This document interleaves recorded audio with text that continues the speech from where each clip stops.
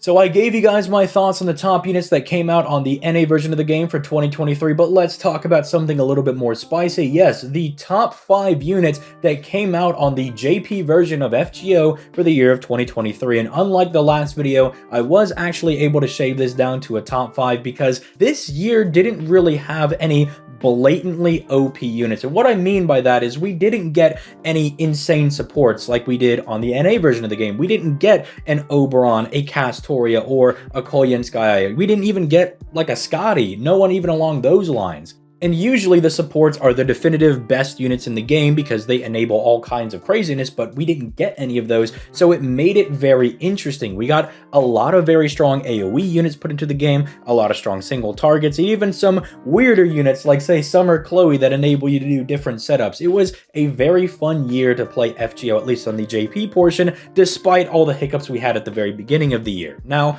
one thing that I want to make clear for this top 5 is that when I am evaluating these units, I'm looking at them from an NP1 perspective because not everybody's going to be able to go for an NP5 Morgan, right? And say that fixes all the flaws with her damage. You just got to pull a couple extra copies of her and it'll be a-okay. Which is something that I don't know if I made clear in my last video because, you know, I do have people like, say, Morgan in that video at NP5. My Koyenskaya is NP2, but I did want to make it clear that my thoughts remain the same. I was looking at them at NP1 because that's going to be the most realistic way to give advice to people watching this video, because I know a lot of you guys are going to watch this and look at it and say, okay, so for 2025, these are the units that I should be looking out for, but it doesn't help you out a lot if you can't, for one, buy a boatload of Saint Quartz to actually NP5 these units, or you might not have the time to make alt accounts and dedicate extra time for newer units that are coming out, because who wants to spend extra time on their 3rd, 4th, and 5th account? Man, I got other games to be playing. So with that being said, it's going to be organized in the same way that I did the last video. We're going to go over some honorable mentions, of which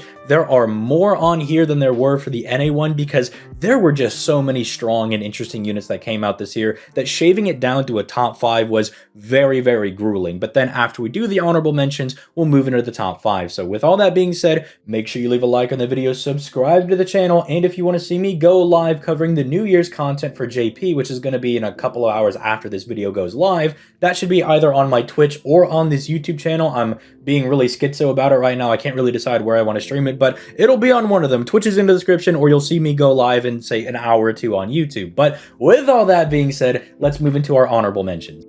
Kicking off our honorable mentions, it's with a very heavy heart that I have to put Ace the Savior, Tonalico, Summer Morgan, whatever you want to call her, at the very beginning of the honorable mentions, because she is a very strong servant, and I think she is vastly underrated, but at the same time, I understand why she does seem to get this underrated treatment, because she does have a very crazy kit. She gives the party NP, stars, has a 50% battery, a good NP damage buff to play nice with Oberon, she has a scaling attack buff that you can proc with Koyenskaya. An anti-evil power mod is very strong. Her NP gives her free invul for survivability, extra buster buff, and it lowers the 3rd skill's cooldown so you can maybe proc it a little bit better. But unfortunately, she's still going to be married to Koyenskaya, because in the same way that I have described that there are 2 versions of Cleopatra, there are 2 versions of this unit. There is the unit that actually might crack into the top 5 if you have Koyenskaya, because then you're proccing the 3rd skill. She's looking really nuts. She's getting all these extra effects.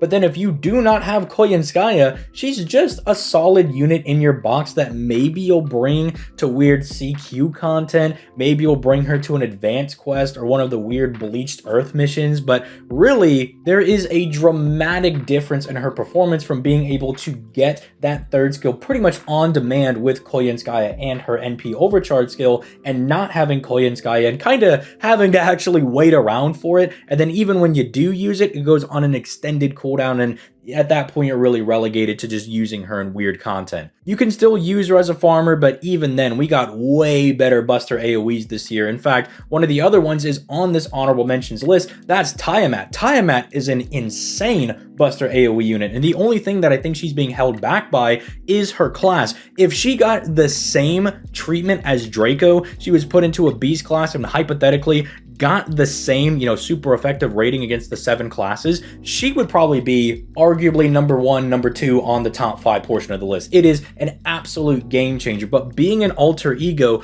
just really sucks for her, because while she is really good against the cavalry classes, she's also not very good against the other half of the game, and I just can't put a unit in the top 5 that, even though she's got this crazy damage and her performance is really good, the third skill, being able to loop that numerous times in a farming node, especially for 90++ content where you have another DPS right next to her, is ridiculously good. It's just the typing is so unfavorable, and I can't help but wonder what the year would have looked like if we would have gotten a beast Tiamat instead of an alter ego Tiamat. It makes me really sad, but she deserves to be mentioned because she's going to be a very strong unit that comes out in 2025, and I think you should keep your eyes out for her. However, shifting away from the Buster AoEs we got this year, we also got a couple of really good arts AoEs. Nitocris Alter is a very strong addition to just the general gacha pull with a 100% battery. She makes your allies good, then buffs them, makes all the enemies evil if you have like an anti-evil niche kind of going on, which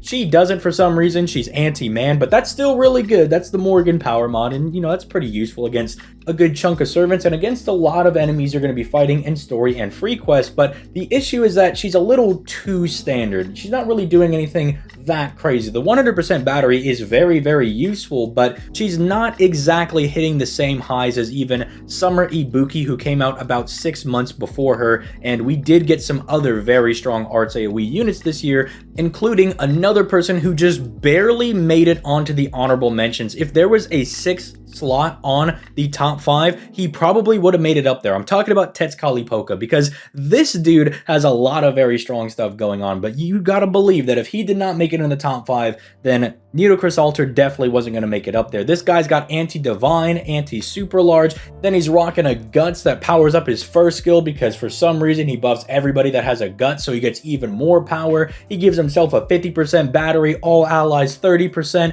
plus he just gives everybody some invincibility, so extra survivability is never bad. His NP itself is giving the entire party 10% refund, and he's stacking NP damage, so even if you don't have, say, Black Grail, he's going to play very nicely with Oberon. So very solid in more difficult content, and he's very good in farming content. You can even do some funny nodes with double Tetskalipoka. In fact, both of the lottos this year had a node that you could use double Tetskalipoka, and it was very interesting to me. I just love the fact that you could just bring your DPS and be like, you know what, because he gives 30% to everybody, I'm just gonna bring 2 of this guy and then an Oberon or something and just call it a day. That's probably good enough. But I do feel the quality of unit that is in the top 5 just barely kicks him out of there, but I do believe if we had a 6th slot, he probably would have slotted in there. Durga's another unit that I think gets a lot of hate, and while she's not top 5 material, she's definitely a very strong unit that came out this year. If you're looking for like an arts AoE unit in the same vein as, say, a Muramasa, not someone you can really bring to every single node. They're not going to be your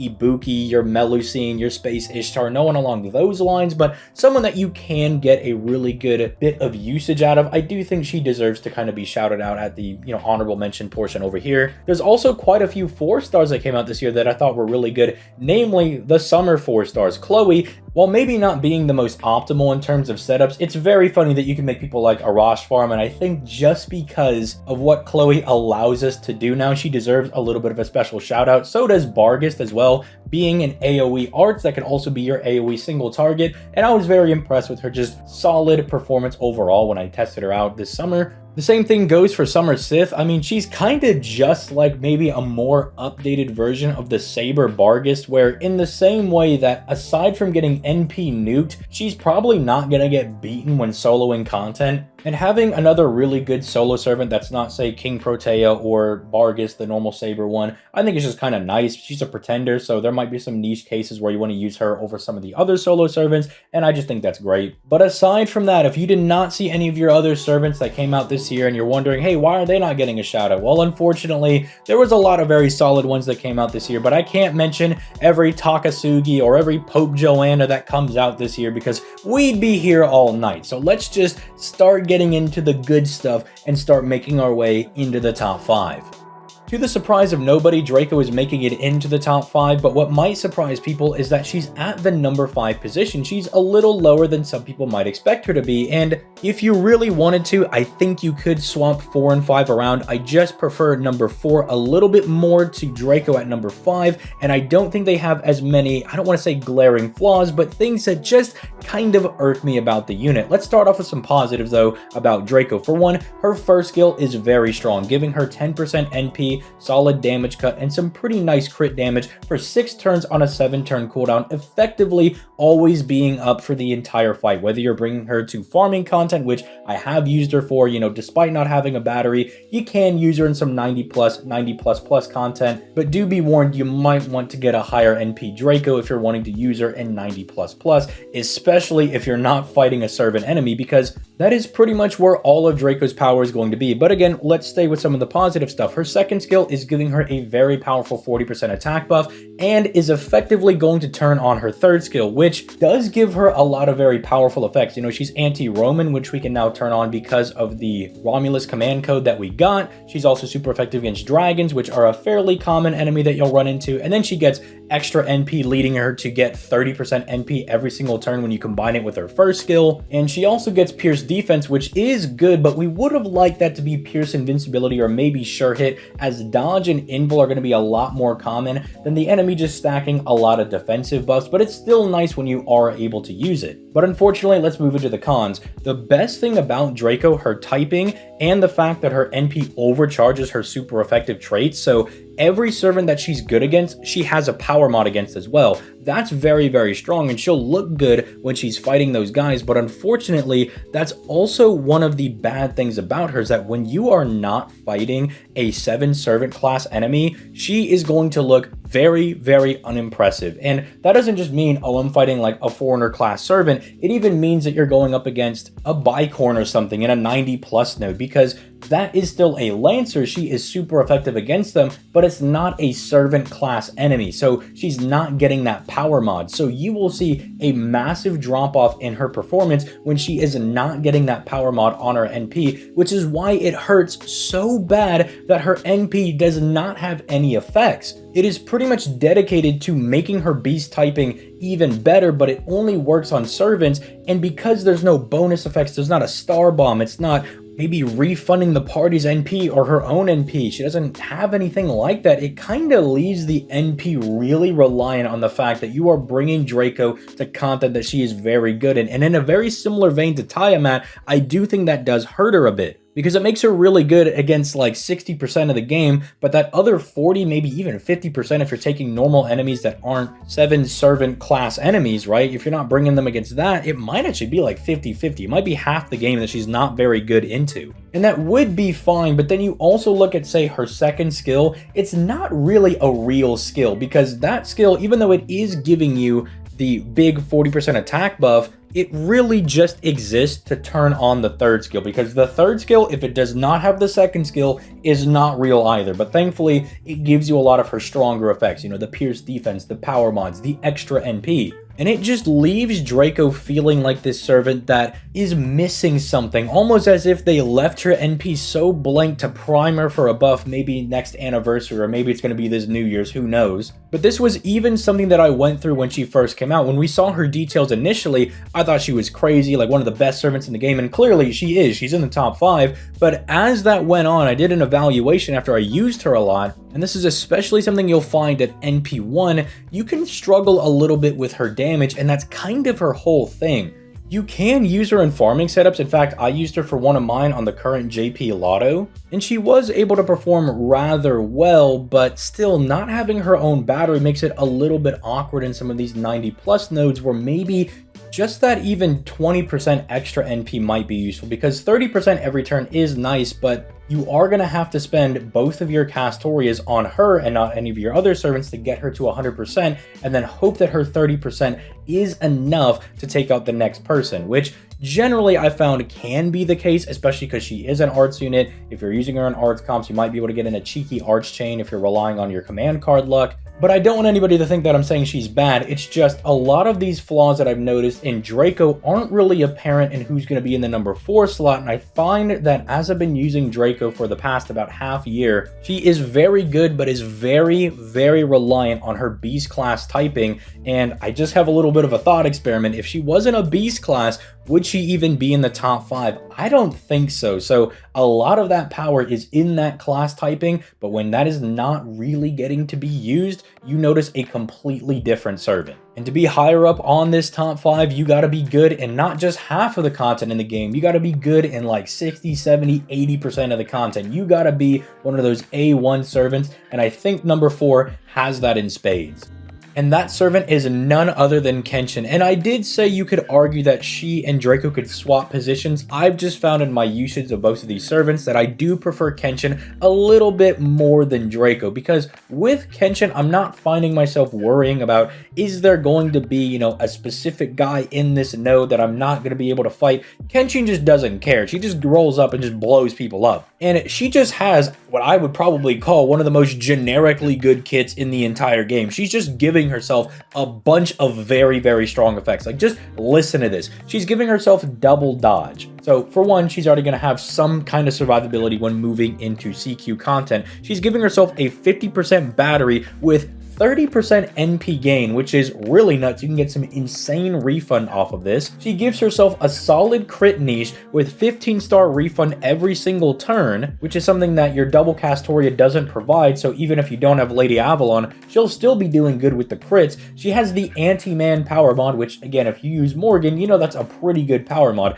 There are a lot of normal enemies and a lot of servant enemies that you're going to be able to fight with this. But then on top of that, she removes all of the enemies' buffs before doing damage, so she's basically like Amakusa. She has that really strong effect that even if you're not able to bypass, say, their invincibility or their dodge, you're still removing their offensive buffs as well, which I don't think people actually talk about when they talk about the CQ-oriented content or the weirder nodes, that the enemy's getting these insane crit damage buffs, so they start stacking attack. That is very deadly. You do want to remove that from them, and because she removes all of their buffs, it's insane. So even if you don't remove their defensive buffs, you're still preventing them from getting initiative over the course of the battle. And then the overcharge amp on her S3 is so insane because it takes that arts buff that's only 20% on her NP and makes it a 30% to just have that first NP do a little bit more damage, and your arch chain on that first turn just give you a little bit more refund. Your crits are doing a little bit more damage on those arts cards.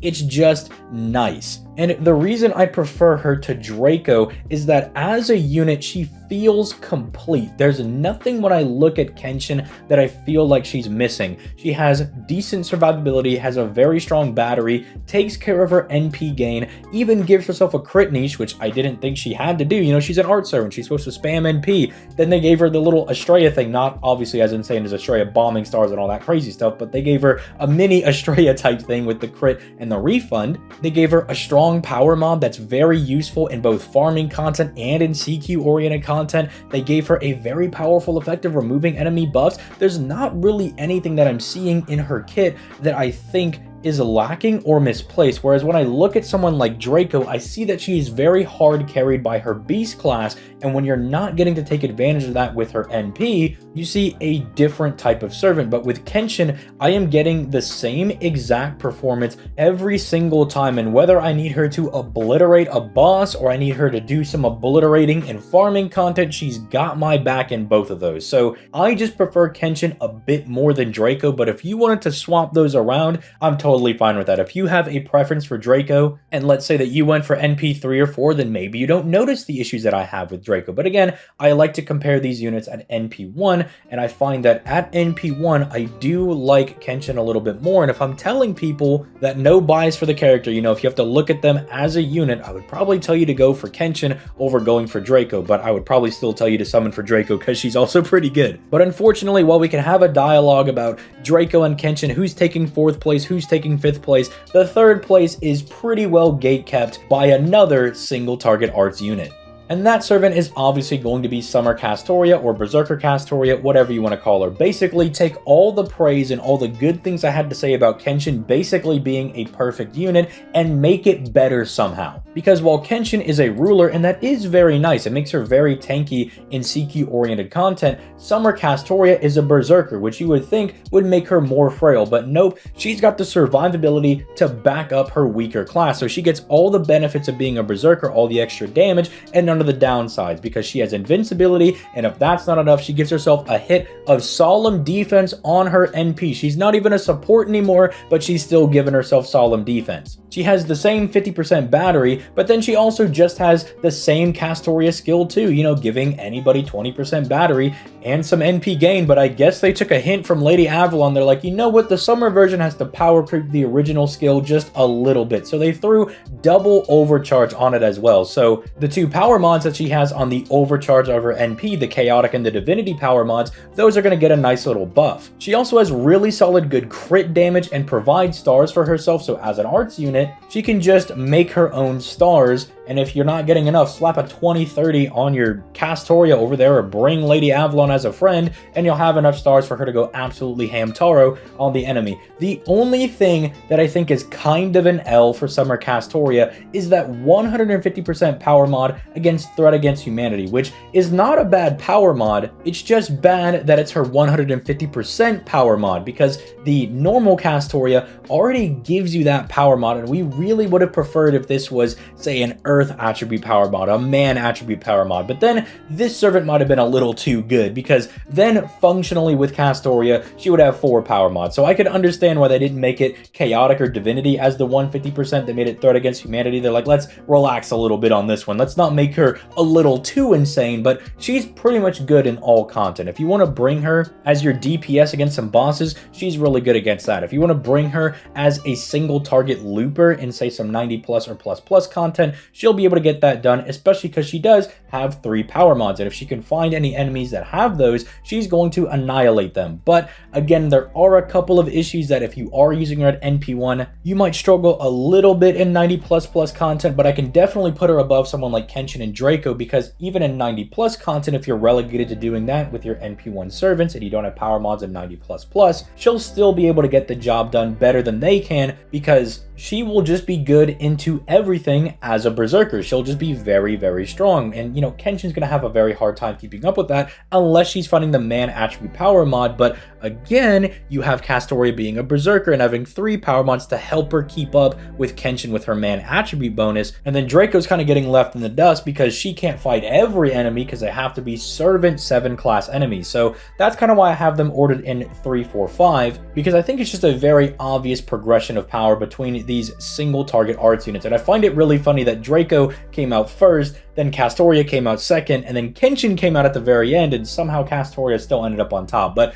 you know what? I think it's very fitting that you had the best unit in the game in Castoria. She put on a summer outfit, and she's the 3rd best unit to come out in 2023. However, that still leaves very few units that could be better than Summer Castoria because she has very few flaws.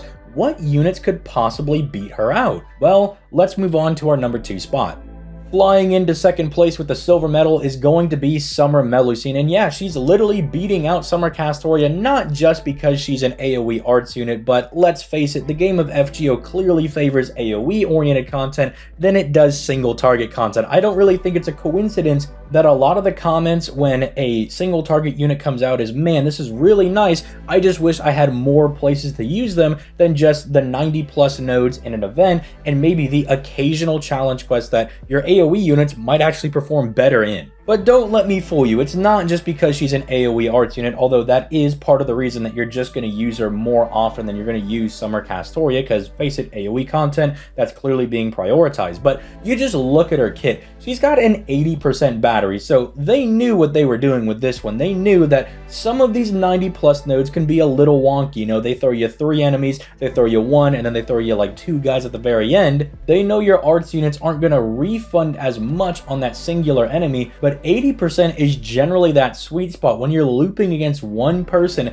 generally you'll see your arts units refund anywhere from 20 to 30%, and that's the perfect sweet spot for Melusine. She's got an 80% battery, so she's gonna crush all of that content. She's also got a good NP damage buff at 30%, which means she's gonna play very nicely with Oberon. Her arts buff is very solid. She gives herself double invincibility if you want to bring her to some CQ oriented content. She has the same good Lancer Melusine skill too, but it has bonus effects on waterside and airspace battlefields, which is how they should be building these skills. It should be, hey, it's just as good as the original one, but if you're in this goofy stage, you get bonus effects. And for Melusine, it's a bigger star bomb and it's more stars per turn. And then one of the things that I do like about Summer Melusine versus Summer Castoria does have to do with their power mod. See, Melusine is getting 150% against Earth, which if this last lotto has taught us anything, that's a lot of the enemies in the game. Most of the 90 plus nodes in this last lotto were all Earth, so she is absolutely crushing that. But then they also gave her Chaotic, which is really good against a big swath of servants, so it gives her a little bit of extra coverage. Now, not to say that it's better than Castoria's Divinity buff, and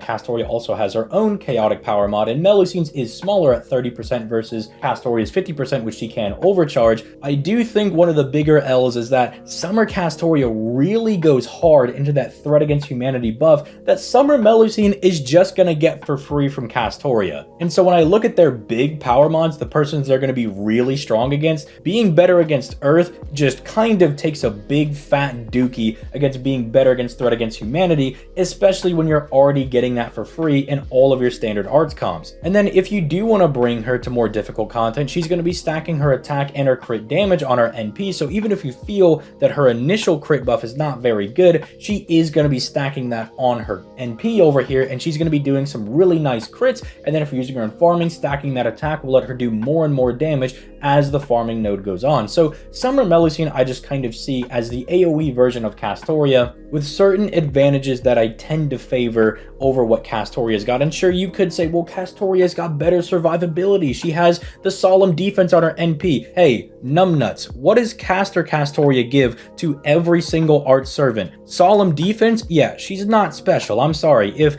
you're an art servant and you're like, I'm gonna give myself solemn defense as well, sorry, but Castoria does that. It's nice that you do it as well, don't let me take that away from you, but it's not like Summer Melusine's not also going to have access to that. Now, if you really want to fight me on it, I'm fine with you saying that Summer Melusine would be number 3 and Castoria could be number 2. Maybe you prefer the 90 plus and the 90 plus content a little bit more, or maybe you really like doing the boss fights against Kiara, or you like fighting, King Protea, people like that. Then maybe I could understand Summer Castoria being more of your cup of tea, but Summer Melusine, I just think she takes the cake, and I would prefer her over Summer Castoria. But if you've noticed, this top 5 has been very arts heavy, and they nearly got a complete blowout on the top 5. They almost completely took over the year of 2023 if it wasn't for one Buster servant that came out very early on in the year.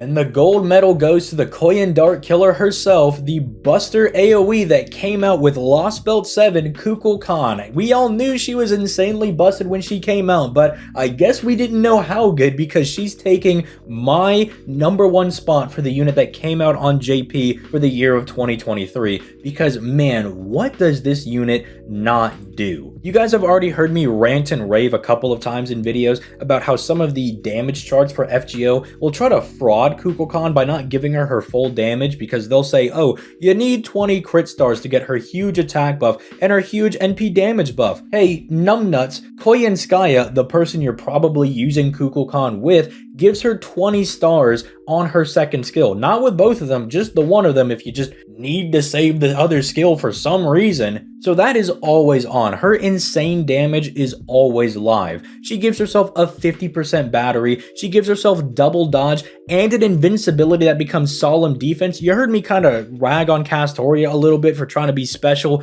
giving herself solemn defense. Kuulcon said, you know how broken I am? I'm just gonna take that and make it mine. Yeah, Buster Buster's got this now. This is our thing as well. Which means if you want to bring her as even a solo servant, she performs exceptionally well with the double dodge and the invul that becomes solemn defense, so her survivability is really good. She also has sure hit to just get around random dodges as well. She can seal all enemies' skills to prevent any random NPs or annoying debuffs they might want to throw her way. Her NP bombs 30 stars, so even if you're using her as a solo servant, you can just fire the NP, get those 30 stars, and fire all of her skills. And she did it right. She took Summer Melusine and Summer Castoria and said, yeah, I'm gonna have the best of both worlds. Let me take that threat against humanity, make that my 50%. The Earth Power Mod, that's gonna be my 150. And then when you start pairing her with people like Koyenskaya, she starts to get a humanoid power mod